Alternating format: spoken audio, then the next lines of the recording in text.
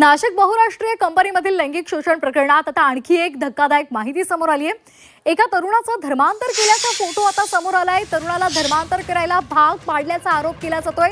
त्याचबरोबर त्याला नमाज पठण करायला सुद्धा सांगितलं आणि गोमांस सुद्धा खाऊ घातल्याचा आरोप होतोय। नाशिकमधील एका बहुराष्ट्रीय कंपनीमधील लैंगिक शोषण आणि धर्मांतर प्रकरणातील फोटो समोर आलाय।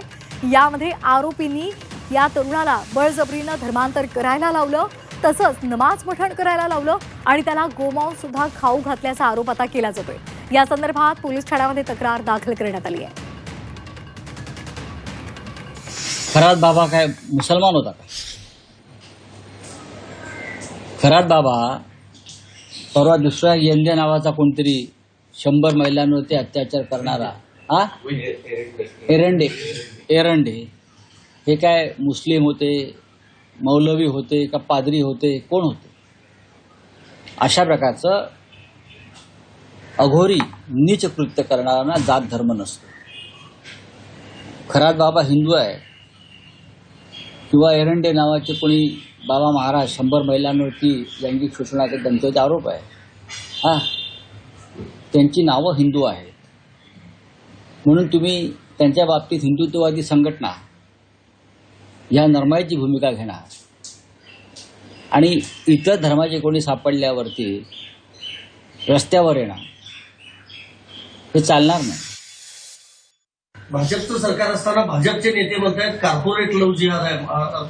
नाही, लव्ह जिहाद हा शब्द जो आहे हा सगळ्यांना लागू पडतो। अशा प्रकारचं महिलांचं शोषण करणाऱ्यांना हा लागू पडतो। नितेश राणे यांनी पत्रकार परिषद घेतलेली होती आणि त्यांनी सुद्धा या संदर्भात भाष्य केलेलं होतं। सकाळी संजय राऊतांनी जी प्रतिक्रिया दिलेली होती त्यावर नितेश राणेंनी प्रतिक्रिया देताना म्हटलेलं होतं, सर्व मदरशांची चौकशी व्हावी, तसंच त्यांना कोण पैसे पुरवतंय याचीही चौकशी आणि तपास केला जातोय असं त्यांनी म्हटलंय। तसंच जिहाद करायचं असेल तर त्यांना जगू देणार नाही, त्यांना मातीमध्ये गाडून टाकू असं नितेश राणेंनी म्हटलेलं होतं।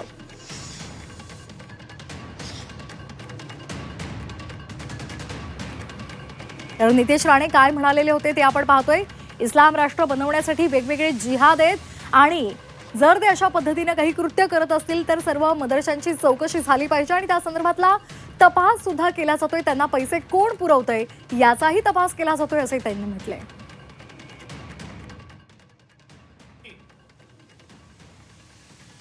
ज्यांच्यासाठी त्यांच्या धर्मापेक्षा काही मोठं नाही,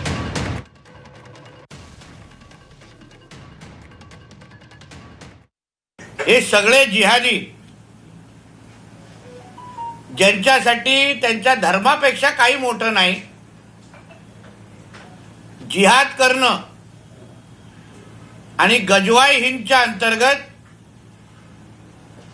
या देशाला 2047 पर्यंत इस्लाम राष्ट्र बनवणं,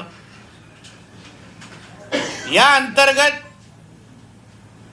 हे जे काही लँड जिहाद, लव्ह जिहाद आणि आता कॉर्पोरेट जिहाद हे जे काही करतात त्या बाबतीमध्ये समाजाने खरंच विचार करायला पाहिजे।